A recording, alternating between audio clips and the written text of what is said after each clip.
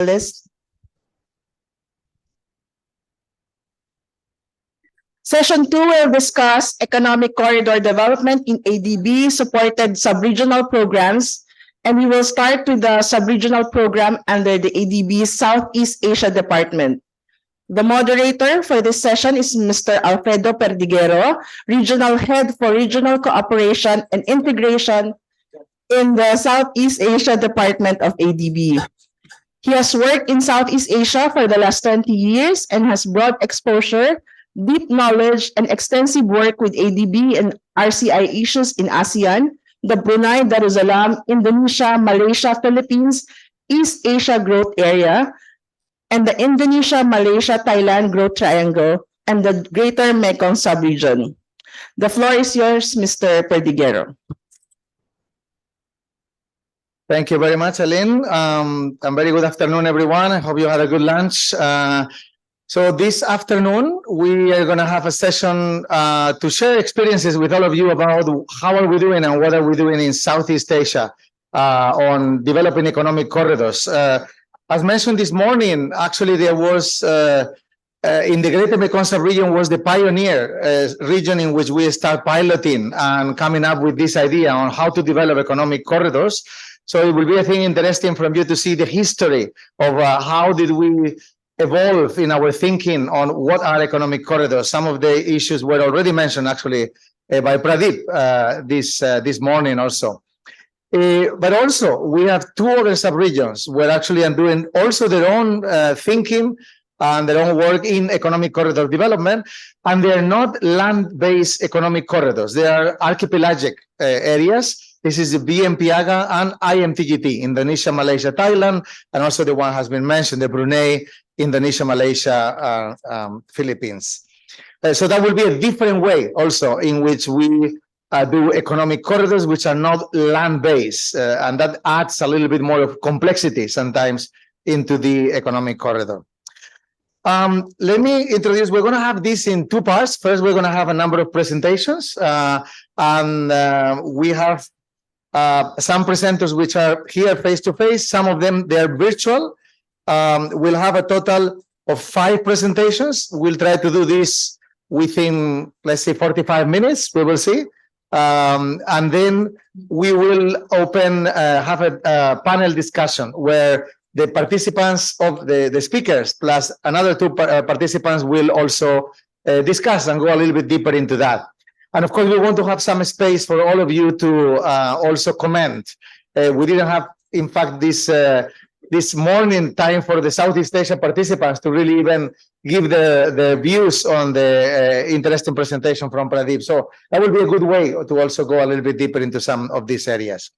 So with this, let me introduce the speakers first. Let me start with my colleague from ADB, this Mr. Antonio Rezano Garcia. He is the Principal Regional Cooperation Specialist in Southeast Asia. He will do the first presentation and give us an overview of what ADB has been doing in the 3 sub-regions. Then we'll have a representative from Thailand, Mr. Budijek Chamnik. Always difficult for me to pronounce, but we call him Mr. Budi, Kun Budi. And he will give, his perspective. Thailand is actually a very advanced at the moment in trying to develop economic corridors also, even at the national level. Then we'll have from the Philippines, Ms. Janet Lopez. She's the Executive Director and Undersecretary of Mindanao Development Authority. And in Mindanao, they also have a lot of good experience in developing economic corridors. Mindanao is in the south of the Philippines, and they are part of BIMP, EAGA.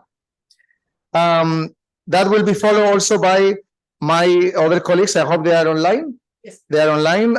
From Malaysia, we will start with Mr.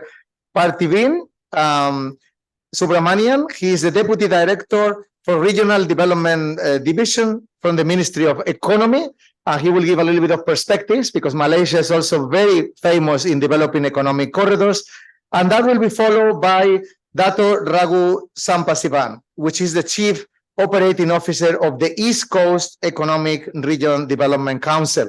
This is one of the most famous corridors, economic corridors that Malaysia has. So you will have some first-hand experience on how to develop an economic corridor, at least at the national level. And we also have two other, they will not be full speakers, but they will be in the panel. Let me start with Lao PDR, Mr. Pampeng Songmanotang, Deputy Director General for the Department of International Cooperation from the Ministry of Planning and Investment. Lao PDR, of course, is in the middle of the GMS, and almost every economic corridor is passing in the GMS through Laos. It's a very, very important element to connect Laos. They used to be landlocked country, now the land link country. The land link country through the economic corridors, of course. And last but not least will be Mr. Viet Ha. He's in Nguyen. He's the official from the Foreign Economic Development Department from the Ministry of Planning of Vietnam. He also will share his perspectives on Vietnam. Again, almost every economic corridor passing by Vietnam in the GMS. So with this, let me ask and start with Antonio, please.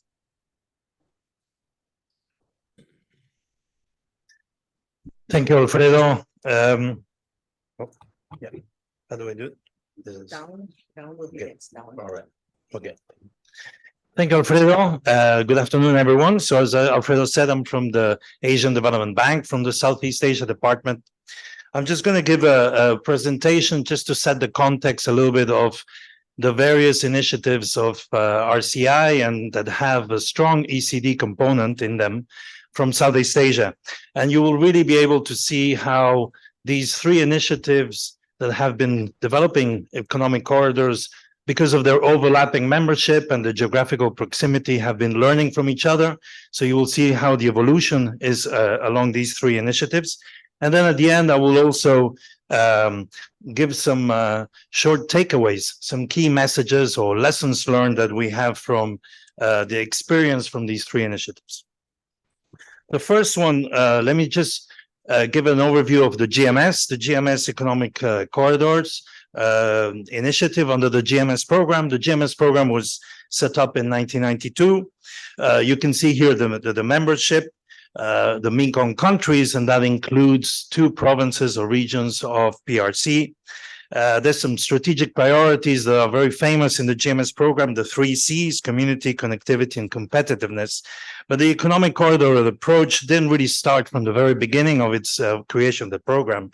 It came a little bit later in 1998, really to boost the existing transport corridors that were at the initial stages of the program.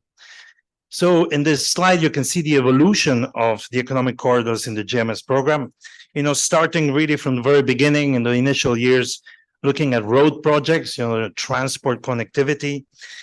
Then in 98, as I just mentioned, we evolved into looking at economic corridors, looking at 3 main corridors that were designated as priority corridors. So looking really at other sectors, not just looking at transport connectivity, but looking at other sectors along these corridors. Then in the third stage, starting in 2008, institutionally, we thought also that we could have a forum to discuss the evolution of these forums. So we had the Economic Corridors Forum established.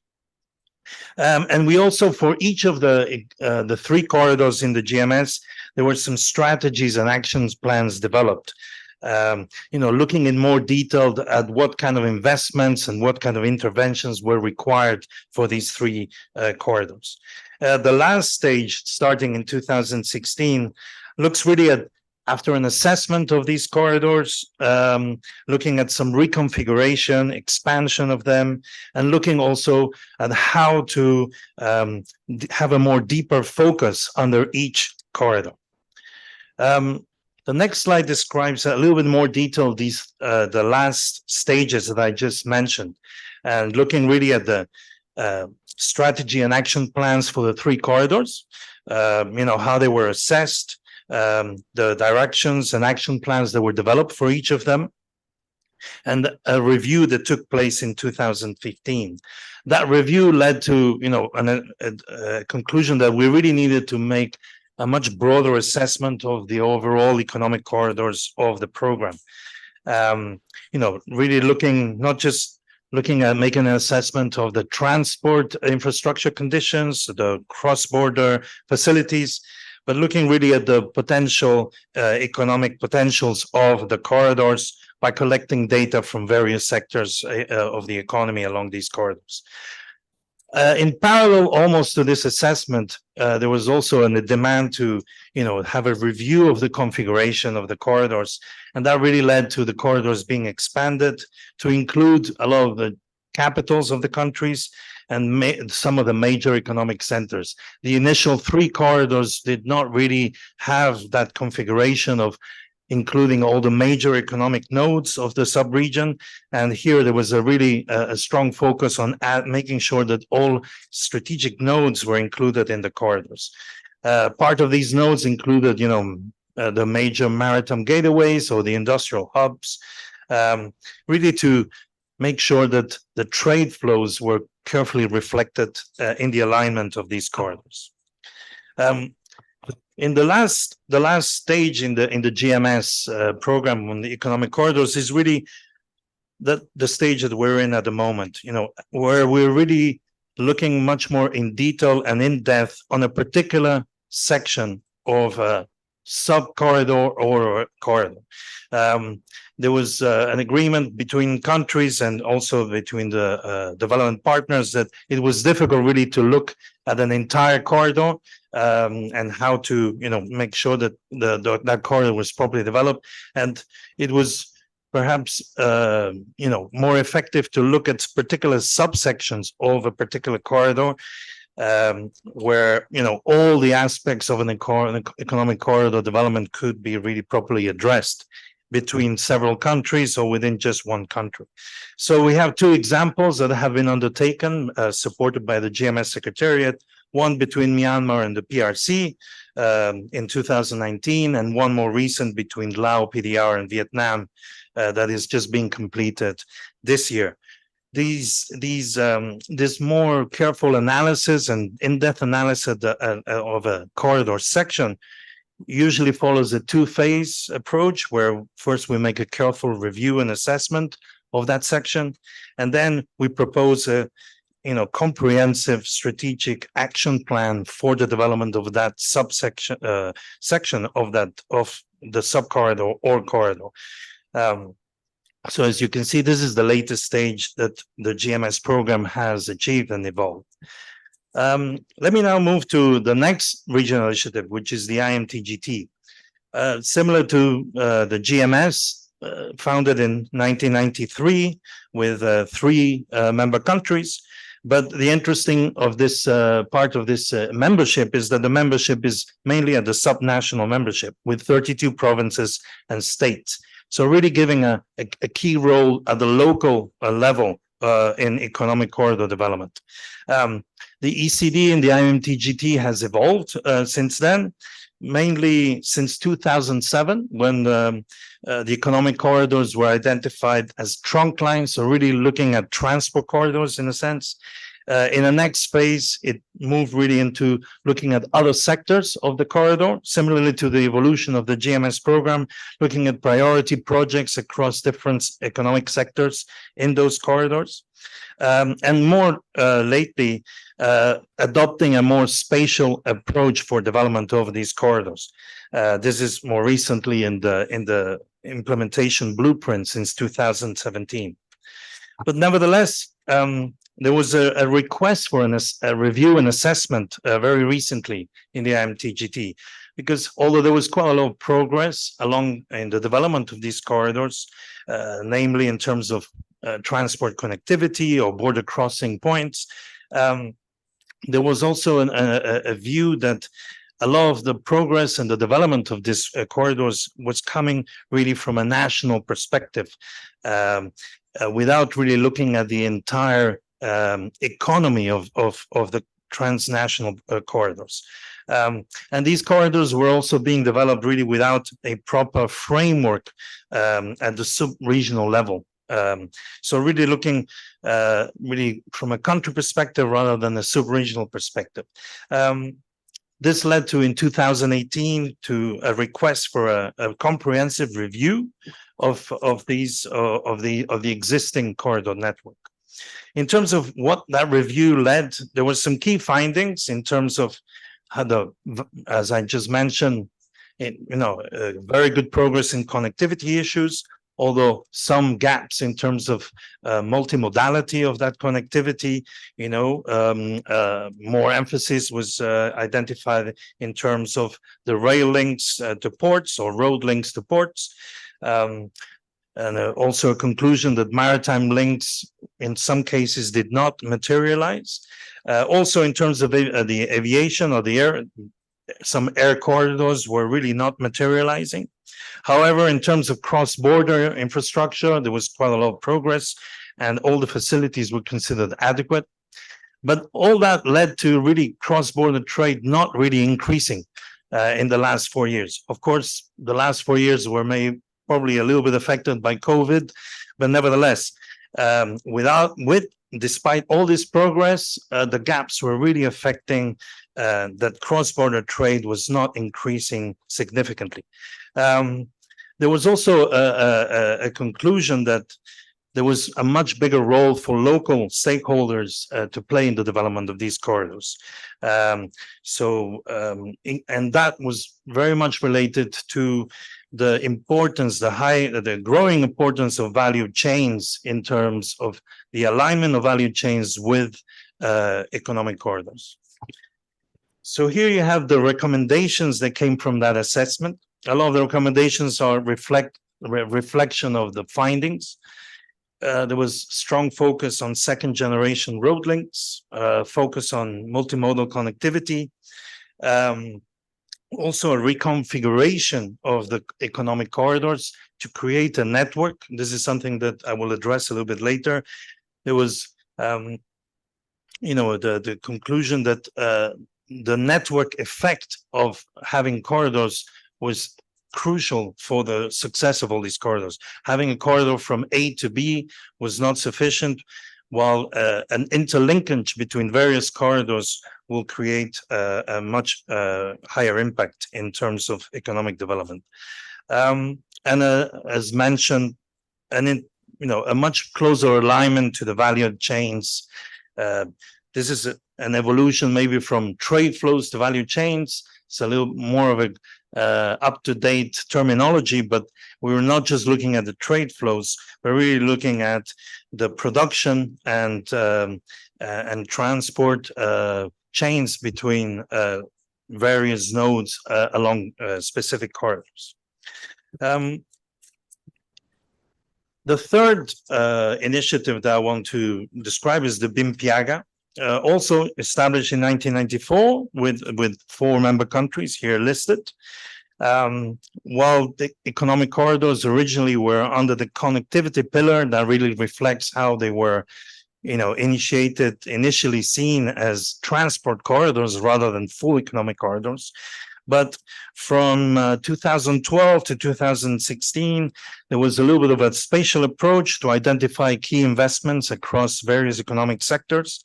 But it was really only since 2017 that there was a growing demand for a proper assessment of the corridors and how to have a much more strategic approach towards development of these corridors. Here you have the 3 corridors. As Alfredo mentioned, this is a clear example of an archipelagic corridor configuration between these countries. So in terms of the review and the assessment of these corridors, this is an assessment that is still ongoing. Here you have the objectives of what the assessment is going to achieve in terms of identifying gaps, in terms of potential for investments, in terms of also recommendations for new configurations and new nodes. Some very specific elements, for example, the creation of the new capital of Indonesia in Nusantara, that will have quite a major impact on the economic corridors. And also some issues related to governance and institutional mechanisms that were also very important in both the GMS and IMT-GT. But here there was a a demand for a review of the existing institutional arrangements and how to improve them to make ECD much more effective. So here you have the current assessment that is being undertaken. This is more a strategic description of the objectives in the previous slides, from the country level to the sub-regional level, and then down to the corridor level, where under each corridor, obviously, there was a request for recommendations on what policy actions can be undertaken at the country level, but in a coordinated manner, what institutional mechanisms should be developed for a proper coordination of those policy actions, and also investment projects that are complementary to each other along the corridor from country to country or from node to node. So the final part of my presentation, I will focus on some key takeaways that we can identify from the experience of these three RCI initiatives. The first one is the complementarity between hard infrastructure and soft infrastructure. The second one, the careful considerations of the nodes when configuring a corridor. The third one is really enhancing the network effects through corridor interlinkages. The fourth one is alignment with the value chains. And the fifth one is governance and institutional mechanisms for ECD. This slide here is quite a standard slide that is used in many presentations for ECD, but here you can identify some of these takeaways that I just listed throughout the evolution of an economic corridor development, starting from the physical infrastructure to the soft infrastructure, to the identification of the nodes and clusters in a strategic manner, to the alignment with trade flows or value chains. So this really is you can see that the various takeaways that I just listed are fully reflected along the different stages of economic corridor development. So the first one, the first takeaway, hard infrastructure complemented by soft infrastructure. I think one of the best examples here comes from the GMS program with the CBTA. The CBTA was signed in 1999. It took a while to ratify in 2015, but it really consolidates all of the key non-physical measures for efficient cross-border and transport. And it really complements the development of the physical infrastructure along the corridors of the GMS. Obviously, there were some, because it took a while for the ratification, some countries wanted to go ahead with the implementation of certain measures that were, there was a consensus on, and that led to the early harvest CBTA that has started since 2019 with the implementation of very specific provisions of the CBTA. There's some clear advantages when having the CBTA. I'm not going to go through them, but here, in terms of its complementarity to bilateral agreements or agreements under ASEAN that are less developed, or the fact that under the GMS, you will have the membership of the PRC. So there's some clear advantages that are clearly listed here in the CBTA. But this is a clear example of how soft infrastructure is extremely crucial to complement hard infrastructure. The second lesson is really the careful designation of nodes when configuring a corridor. So here you really we need to look carefully at the catalytic role of a node, the potential contribution to trade and to economic growth along that corridor. So these nodes really need to be strategic points in transit-oriented areas. But as it is mentioned also, if with an intersection element of two corridors is also a clear added value. The best example for this is, again, this is now the BIMP EAGA economic corridors program, where, as I mentioned, the review is being undertaken at the moment, and where there's a careful emphasis on how to identify the major nodes and major economic centers along the new corridor configuration, and the definition of their roles along those corridors. So obviously, here in this, the preliminary assessment that is coming out is really the identification of commercial nodes, border nodes, gateway nodes, or tourist nodes, and how certain these nodes have to be identified and what role they play along economic corridors. Obviously, the review is still being completed, but there's a clear emphasis on how to identify the nodes along the corridors. The third takeaway, the third takeaway is really what I mentioned earlier in my presentation, enhancing the network effect through corridor interlinkages. So, as I mentioned before, we could have a corridor that goes from A to B, but if there's more intersections between all these corridors, there's really added value in terms of the impact that each corridor will have on each other.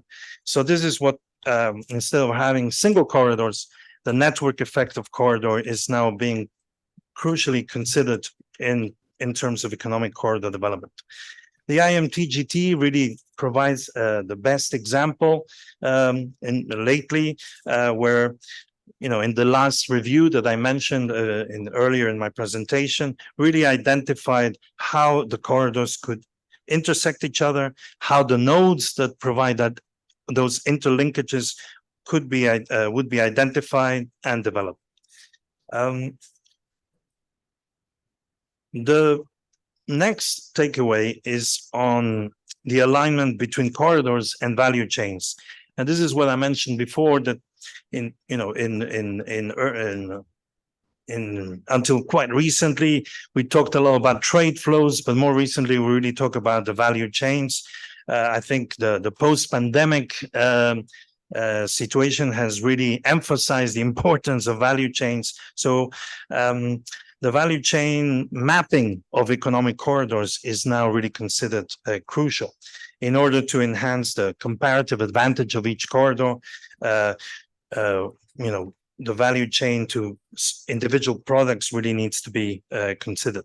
The best example here, again, is the IMT-GT, where under the last review, I give here two examples of how the value chains were carefully reviewed, and when the economic corridor configuration was developed, there was a key alignment between that corridor configuration and the existing value chains. And here I give two examples of very important for the IMT-GT: palm oil and rubber. The final takeaway is on the governance and institutional mechanisms, and really making sure that participation at all levels is addressed when it comes to economic corridor development. I mean, existing or past governance mechanism or arrangements have come through misconceptions of what an economic corridor is. There was some confusion of what exactly is the difference between an economic corridor and a transport corridor, or what spatial planning is compared to corridor planning. And that led to some institutional arrangements that didn't really address the needs for economic corridor development. So there were some key institutional gaps that need to be addressed, whether it's from a transnational point of view, whether it's from a multi-sectoral point of view, or whether it's a multi-stakeholder point of view. But that really led to the view that institutional mechanisms that are pragmatic, incremental, and on the ground are required for ECD. The best example for this that we can find lately is IMT-GT, in the IMT-GT Economic Corridors Initiative, where really a bottom-up approach on the ground, pragmatic and incremental, was supported in the last review of the corridors of that initiative. Looking at the sub-regional level, from the national level all the way to the provincial and state level, giving a key role to local stakeholders in configuring and developing the economic corridors of the initiative. That's it for me. Thank you very much.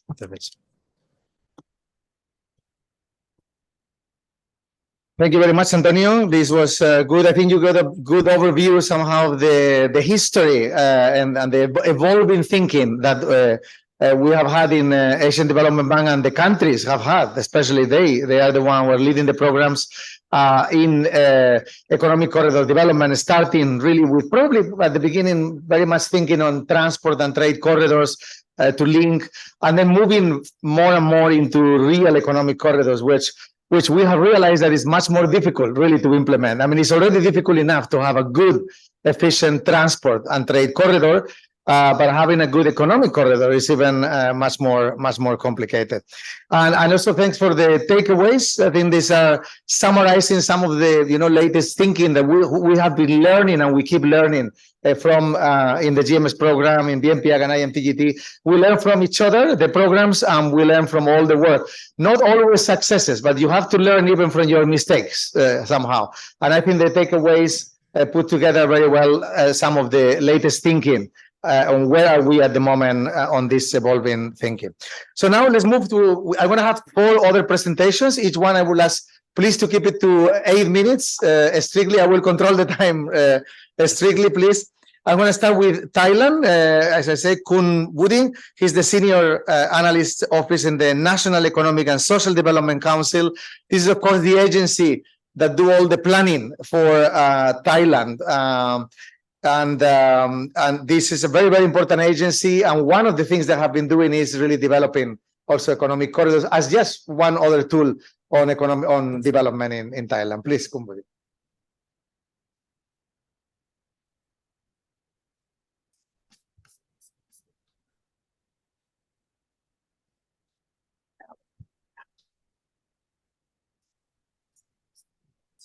Okay, good afternoon, everybody. My name is Woody. You can call me Woody, and very honored to be presenting in this forum. And thanks for ADB to inviting me to participate in this forum. Okay, I will begin by these slides. The first question that I had to ask by the Antonio that what the vision of the economic corridor in your country. In Thailand, I think we have our vision.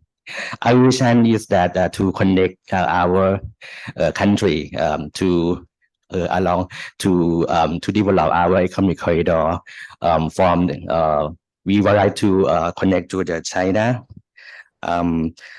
India, Central Asia, Middle East, to Eastern Europe, and to the other end of the Western Europe. That's our dream. We try our best to develop our economic corridor in order to connect Thailand to the world. Sure. Thailand is quite familiar for the economic development for 30 years now.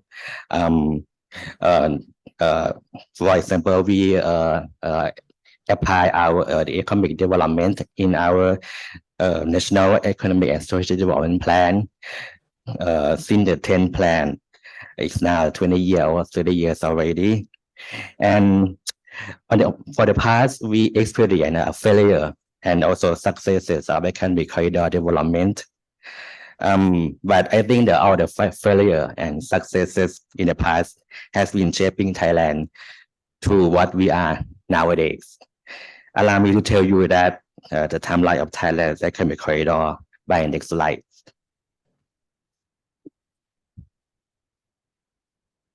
Okay, as you can see in the slide, we have a long history of economic corridor development. To begin with, in 1982, we developed Eastern Seaboard. At that time, we don't have any production plan or being there is no production base of industry product in Thailand. We initiated the Eastern Seaboard development in order to increase establish the export processing zone and to develop the major industrial zone and also agriculture industry processing zone. We at that time we use the special development. Also, we put the focus on the development of the infrastructure, and also we put the highest BOI investment incentive. That I think that this one we believe that this one is the success of our country. Now we have the production base of the champion product, for example, the car and the petrochemical. They all produced in this zone in Eastern Seaboard in the east of Thailand. And also next initiative is EAGMEX. EAGMEX is a regional corporation like the GMS and ITGT. But the outstanding feature of the EAGMEX is that we would like to create the co-production zone between Thailand and our neighboring country. For example, Thailand and LAPDR can work together in some zone in order to produce one product, and that we would like to achieve the GSP incentive from LAPDR and then re-export to Thailand, and then we export that product to the world. That's the main idea. But now it's developed quite a lot, but the co-production zone area now is not happening right now, but we try to work on this in the future. Well, the next timeline is to 2015, where developed the special economic zone. The first time in history that we have the 10 zones altogether to develop as a special economic zone, mainly in the border area. The reason behind that we would like to we call that the burst from inside, whereby we develop our country, we develop our special development, we develop the transport infrastructure, mainly in the border areas. We, in order to connect with our neighboring country, and also we have the good management of the foreign labor from the neighboring country. Now it's been going on for nearly 10 years. But I had to admit that the special economic zone is quite very slow progress in terms of the investment from the outside. But anyway, we initiate this because we would like to make the provinces along the border area to kind of to get a more GDP, or the people in that area will be better living in the future. And next, in 2018, you have to you all know that we developed the new initiative called Eastern Economic Corridor. I would say that it would like to elevate or to upgrade Eastern Seaboard into the production base embedded with high technology, innovation, supported by the knowledge-based workforce. We try to make this area as a innovated and very developed in terms of high technology in the area, whereby we focus on the 10S curve industry. It's called the future industry to be produced in this area in Eastern Seaboard. The approach that we apply, we also we apply the special development. We put the high investment on the transport mega project development. We will have high-speed train from Bangkok to Eastern Seaboard soon. That's why we put the kind of high investment on that kind of infrastructure. And also we were concerned in terms of the environment, and we care about the environment, so all the investment would be in the area would be green. And also we put a highest incentive investment for the investor into the EEC area. And for the new initiative of Thailand is that it's called Thailand Economic Corridor Development. It's kind of to update special economic zone to the area whereby we put the highest incentive investment into the zone. We try to connect the supply chain along the corridor from inside the country to the border area. We try to guide up to try to develop the co-production area with our neighboring country, but the products we develop in the area that will be very high technology. We try to add value to the products in this area, produced in this area, and also we put the incentive to the investor as well.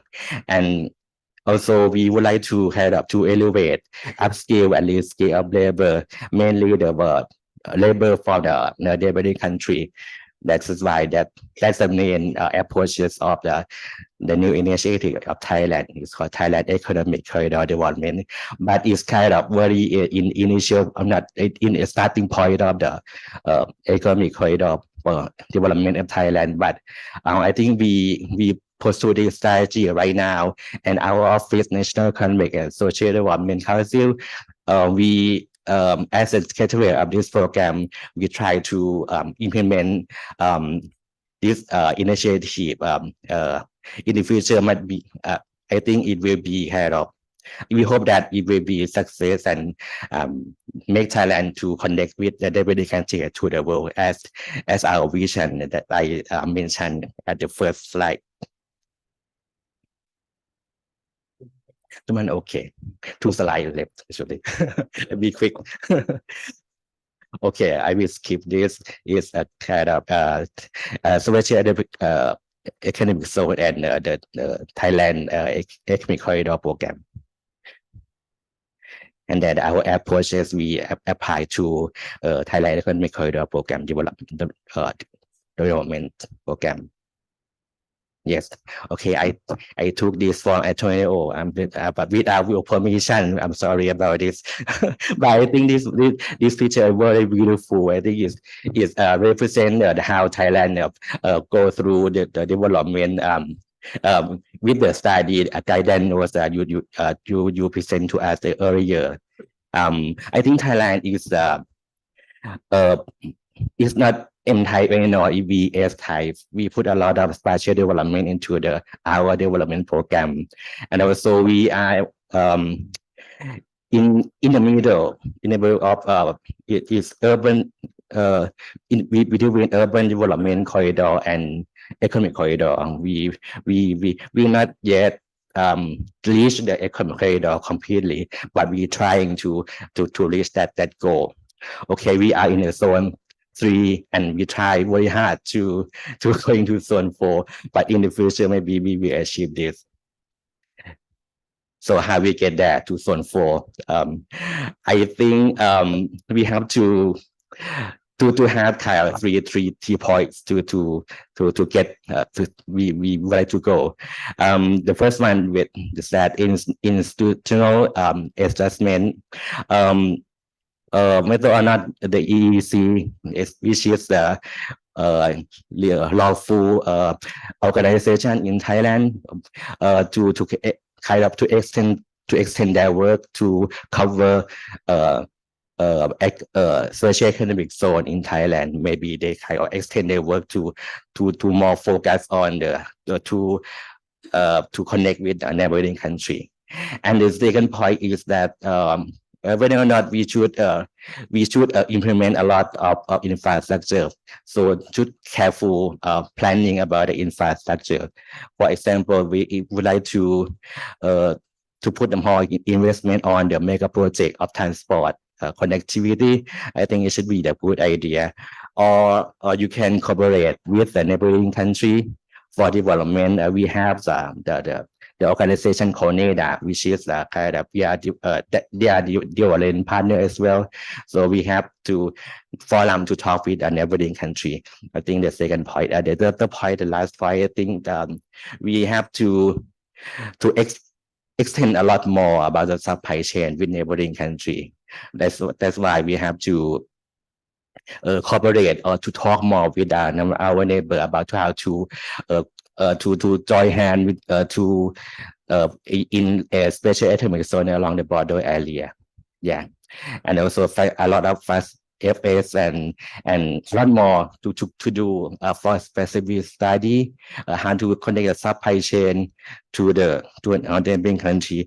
But I have to I think with need, I think this kind of approaches or how we get there to the zone that we want to go, that I think we need a lot of cooperation for ADB and other development partners to assist our neighbor, not only Thailand but our neighboring country, to both technically and financially, so that we could go achieve the vision together. Thank you very much. Thank you very much, Kumbudi. You can see Thailand, great experience. They have been doing a lot of thinking already, and they have a long history trying to develop economic corridors. And now they are redeveloping, rethinking, and many issues that we'll discuss later: institutional issues, infrastructure, special economic zones as part of or a substantial and fundamental part of economic corridor development.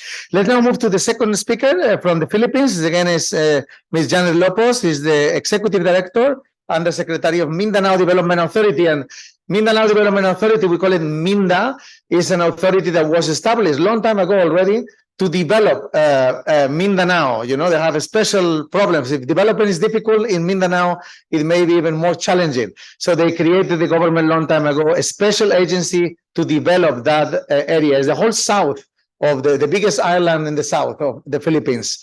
And MINDA, of course, has long experience also developing economic corridors. Please.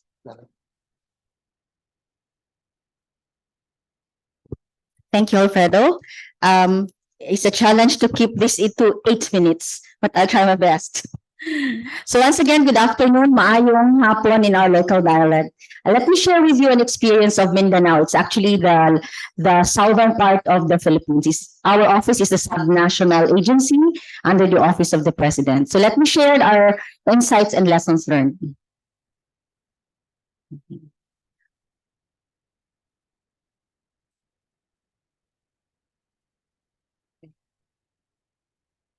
All right, very quickly, I'll go through very quickly on the overview of how the Mindanao Development Economic Corridors were developed, how it evolved. Actually, it evolved from the BIMP, the Brunei, Indonesia, Malaysia, Philippines, East ASEAN Growth Area concept of regional economic corridors. And lastly, I will go through very quickly on the lessons learned and the ways forward.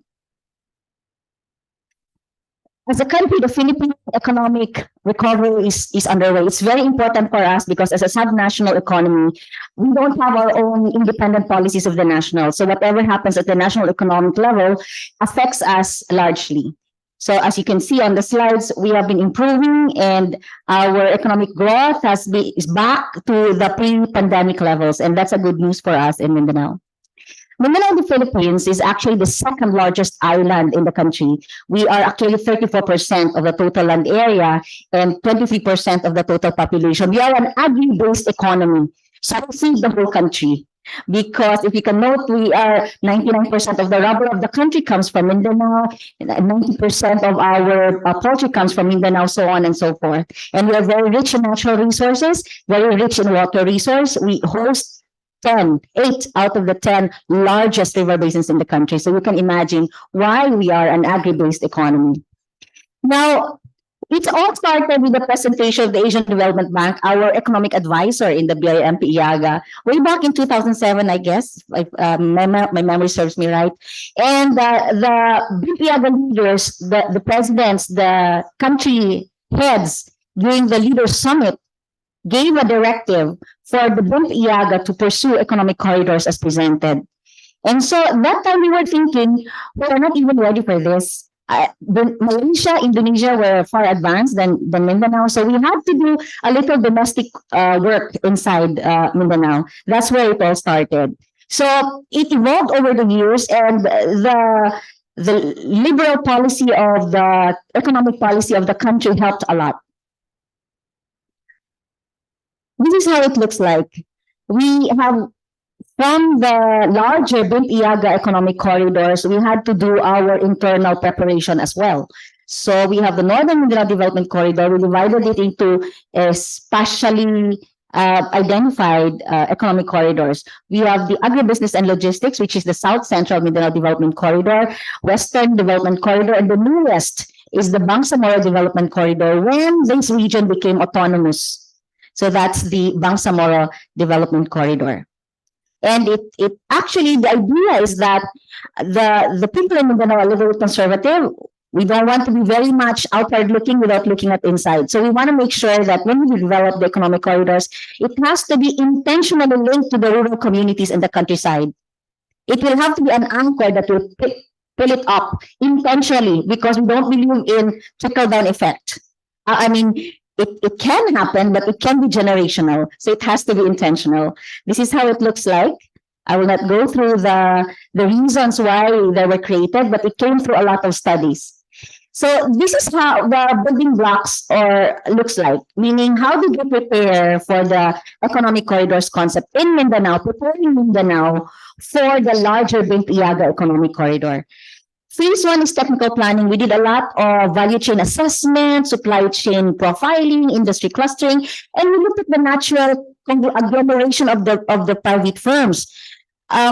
To cut it short, we looked at where they were naturally agglomerating. So like tuna industry, for example, the canning industry, the fishing industry, the mariculture, they're agglomerating in the General Santos City area. Banana industry, the banana processing, they're agglomerating somewhere in the Davao City area. So we were looking at the trajectory of the business directions, where they were going to, and that was one of the ways we cut short the process. And then we had to look at executive championship. We are subnational. It's so challenging to be convincing the national government to support the Mindanao Economic Corridor when in the first place, it was not in the National Development Plan. So it was a big challenge to make sure that national government adopts the subnational economic corridor plan. And we had a lot of advocacies. One of the keys to advocacy was bringing the private sector to speak for us. If national government will not easily listen to the sub-national government, they listen to the private sector. So we had the private sector doing the advocacies for us. Eventually, it got into the national plan. Phase three is the financing the plan and organizing ourselves. Where do we get the budget for this? We are sub-national. We're not usually in the top priority for budgeting. So we had to bring in the private sector, PPPs, the international development donors, the ODA, and then eventually we had the initial stage of investments going already.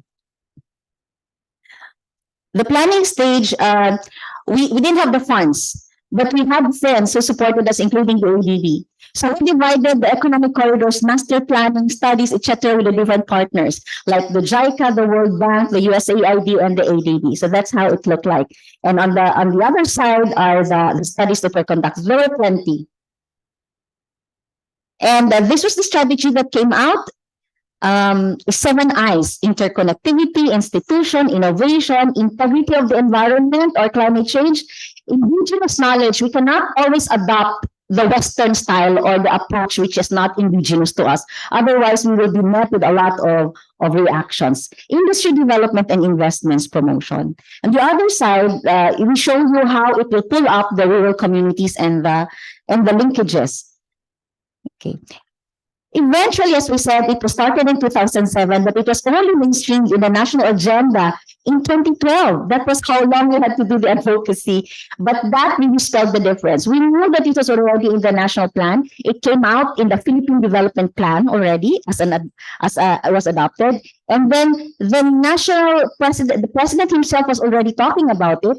Our secretary or the minister for finance was already talking about it. And our national planning or the NEDA was already making presentations of the Mindanao Economic Corridor. That was an indicator that we will already mainstream. Financing this, as I said, we had to convene the donors, the private sector, the local government units, and the national government for the budgeting. Okay, and then we had to look at the power supply requirements. So we had to have we had to gather our industry players to bring up our power supply. Institutional arrangements, we cannot do this by ourselves. So we had to do a lot of partnership signing with the national government, with the private sector, and we had to do a lot of joint planning and joint programming.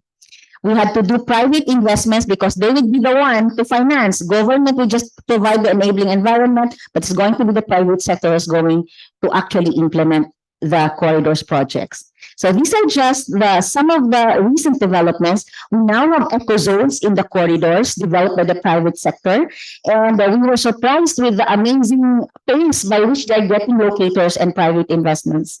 And integrity of the environment, we had to develop a special program that will be the watchdog to make sure that the environment is not sacrificed. And we had to do a regular monitoring of results and interagency and a multi-sectoral reporting of the results of our corridor projects. And finally, let me say that it's important to strengthen the enabling environment. That's what we went through. And for our next steps, from Mindanao, we need to strengthen our linkage with the BIMP EAGA through air and sea connectivity and trade connectivity. A lot of lessons learned, but let me just mention a few. Strong signals from the leaders helped. It helped that the BIMP EAGA leaders mentioned it in the Leaders Summit as a directive. It helped that the national government finally adopted it. And our ways forward, we will proceed with the next steps on infrastructure and logistics. We will strengthen the links towards BIMP EAGA economic corridors and hopefully with sub-regional and regional program links. If we assess the Mindanao Development Corridors using the 4 zones framework earlier presented, the 4 economic corridors are in the lower part, Zone 1 and a little bit approaching Zone 3. But just the same, it can be very messy, it's very challenging, but the presentations and what's happening in the more advanced regional cooperations outside are really inspiring us, and we are very determined to make this work. Thank you and good afternoon. Thank you very much, Ms. Janet. As you can see, great experience also from Mindanao. I mean, a lot of work and thinking. You saw already, I like that you were already applying some of the tools that were presented this morning by Pradeep. And also, of course, lots of good ideas in terms of the stages actually to develop the corridors, including institutional aspects. And the fact that they actually, if you realize, they put each corridor with a particular theme. They're focused on something. It's not like they try to do everything under the corridor, but there's a focusing of what that corridor should be doing. So quite an original approach, and also thanks for the lessons learned. Let me now ask our virtual participants from Malaysia. Malaysia is another country that has a long experience actually doing economic corridors. They have 5 economic corridors, in fact. And we will have 2 presentations from Malaysia. The first one from Mr. Ben, that I have already mentioned, is the Deputy Director of the Regional Development Division from the Ministry of Economy. He will give us the initial overview, and that will be followed by a particular corridor done by Mr. Raghu, Dr. Raghu. We will present, he's the Chief Operating Officer of the East Coast Economic Region, the Development Council. So please, Mr. Ben, you can start. Please keep it to 8 minutes, please. Okay. Thank you, Mr. Alfredo. I'll try my best to finish within 8 minutes. Good afternoon to everyone. My presentation is basically covering IMGT 6 Economic Corridor. We call it EC6. It's covers southeastern Thailand, eastern Malaysia. So can I, the slide, please? Okay, southeastern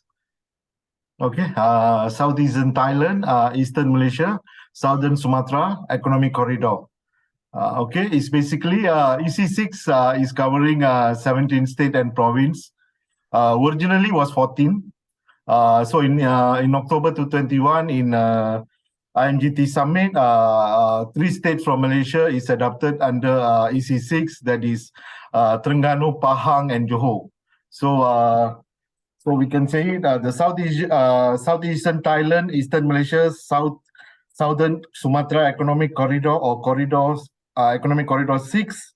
EC6 is a new corridor in the Indonesia-Malaysia-Thailand Growth Triangle. It was proposed by Thailand during 24th IMGT ministerial meeting held on 1st October 2018 in Malacca, Malaysia. The IMGT endorsed in 2018 to have 6 economic corridor was motivated by need to respond to emerging changes in connectivity pattern in Asia. with the launching of People Republic of China Belt and Road Initiative BRI, and planned under the BRI to use the Strait of Malacca in the opening trade route was perceived to be game changer for the sub-region. EC6 involves 17 province and state. As shown in the slide, as we can see, Thailand, we got 3, Patani, Yala, Narathiwat. Malaysia, we got 8 currently, Kelantan, Terengganu, Pahang, Perak, Selangor, Negeri Sembilan, Melaka and Johor. And Indonesia, we got South Sumatra, Bengkulu, Jambi, Lampung, Riau Island, and Bangka Belitung Island. This was the total on EC6. Next slide, please.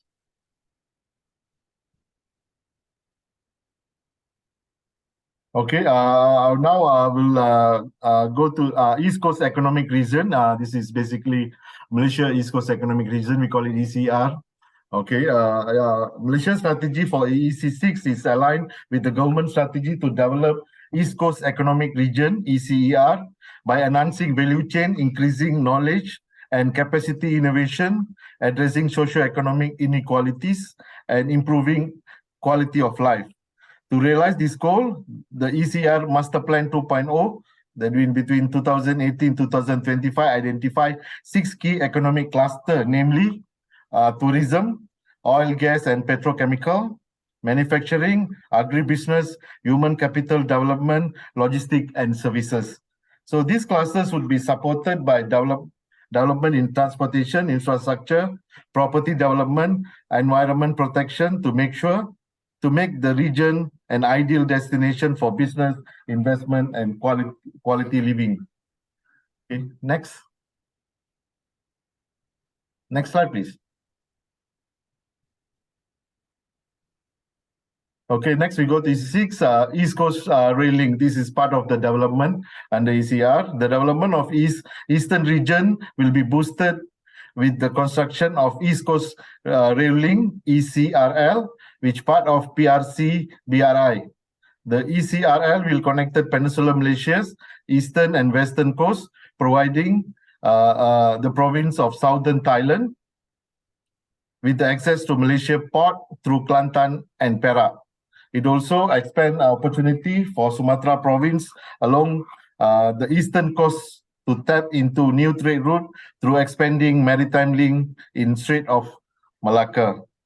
These 2 alternative route in Malaysia from Kelantan in EC6, one pass through, you can see in the map, one pass through Terengganu, Pahang along the eastern coast, crossing to Selangor EC2 and Melaka EC4, onward to Johor EC4, and other routes linked to Kota Baru, the starting point to ECRL.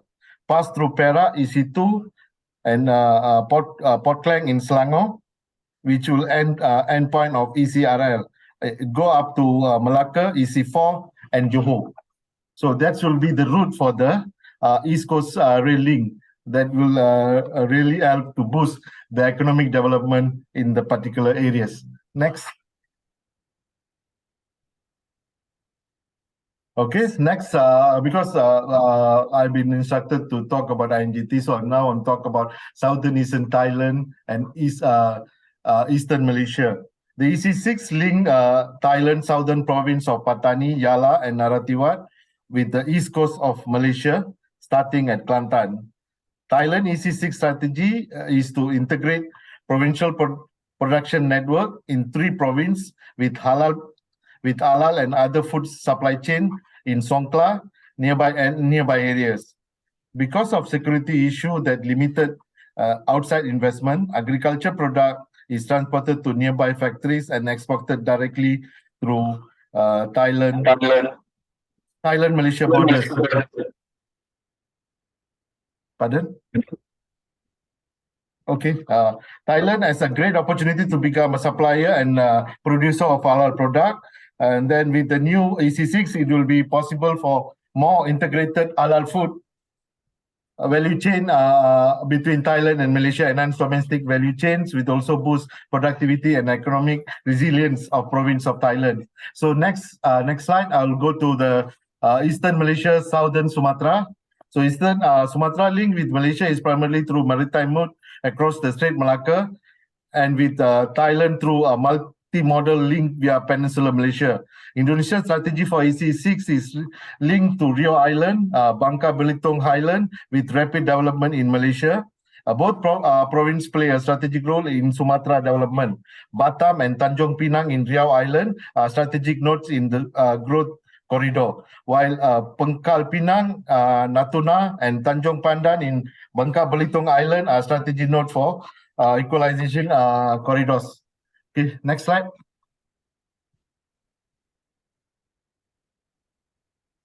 Okay, next we will talk about South Asian Thailand.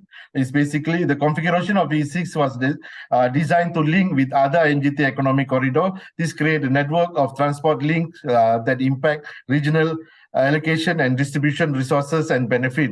The results network of the economic corridor interact dynamically and create new pattern of regional economic development. This can contribute to balanced development between lagging areas and growth center, allowing pro area to benefit from corridor development and spill over to promote inclusive developments. Okay, that's from me. Thank you. And I think Dato' Raghu will further explain on the ECR. Thank you, Chair. Thank you very much, Mr. Ben. Great presentation. Again, good examples of Malaysia. Now we are going to be on this corridor number 6. This is the latest and the youngest corridor in IMTGT, and connecting a very complicated, challenging area for Thailand, which is the south of Thailand, and it's an area that actually has great opportunities to connect with Malaysia. How to connect the two so that the two will benefit simultaneously about that corridor, and also connecting with Indonesia. Let's just now go to our last presentation by Dato' Raghu. He's going to present. He's in charge of one of the corridors, of the national corridors established by Malaysia. So he's really a practitioner, really on the ground of how to develop economic corridors. Please, Dato' Raghu. Good afternoon or good evening over there, and thank you, Mr. Alfredo, for that very gracious introduction. Can you all pull out the slides, please?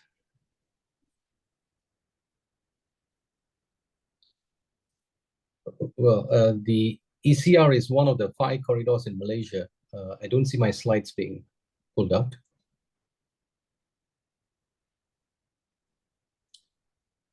Can we go to the next one? Okay, as you can see in the slides, the Malaysian, there were 5 corridors developed in Malaysia. Next slide, please.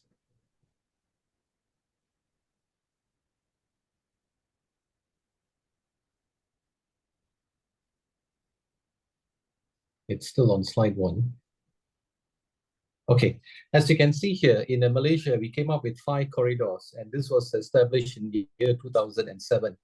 One of the primary reasons for us to come up with this corridors at that stage was to look at the regional imbalances that was happening in the Malaysian context. If you look at the left side is the Peninsular Malaysia, on the right side is Sabah and Sarawak. And on the left side, we have 3 corridors. We have the Northern Corridor, the Eastern Corridor, and the Iskandar region. The Northern Corridor was primarily agrarian society, and also there was very much dependency on Penang, Pulau Pinang, as one of the main contributors of economic activities.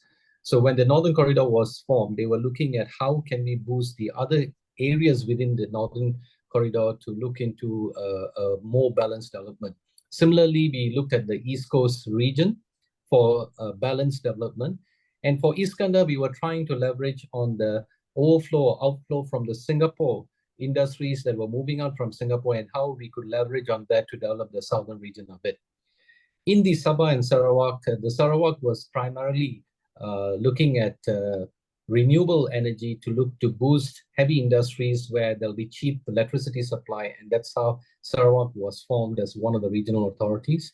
And in Sabah, it was looking more into the natural resources and developing the whole state into a more balanced growth, because Sabah and Sarawak were one of the poorest regions in the whole of Malaysia, and the emphasis was given for these areas how to increase the GDP and growth and also socioeconomic growth in the region itself. So this is the spatial dimension of the whole Malaysia and how the corridor development was actually formulated by the government of Malaysia. Next slide, please.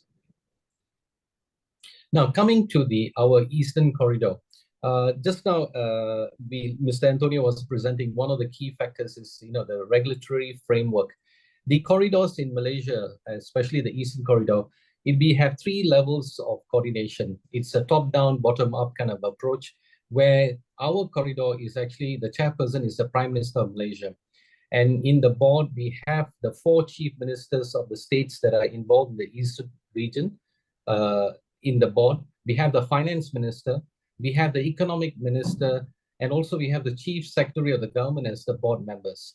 And we have 2 representatives from the private sector. And in this case, in the East Coast, we have the Petronas, the National Petroleum Company president as the member, and also another private sector member as a board member. The reason being, we wanted a balanced view how to develop, because we can't always look at it from a technocratic kind of approach, but we also needed the commercial aspects and the views of the industry itself to be imputed in whatever we are developing. And if you look at the second layer, we have the Implementation and Coordination Committee. This is where the regional or the state leaders actually chair committees to look into how do we align the state developments or the regional developments programs and also the national agenda through the corridor development. So there is a symbiotic relationship and also coordination, and to make sure that whatever we do is aligned and streamlined in the whole corridor development. So this is how we have formulated our governance structure in order to have both federal and state liaison in all the developments and a kind of a coordinated development approach, and also to expedite all the development that has been identified for the corridors. This is on the governance structure.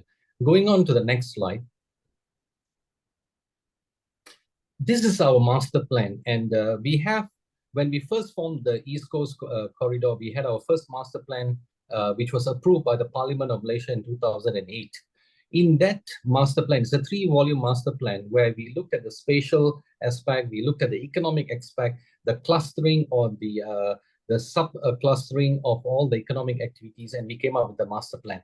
Now, in year 2018, there was about 10 years after the first master plan was done, we had a relook at how we were performing, and we set ourselves new targets and also new approach, taking into account the new development that was happening.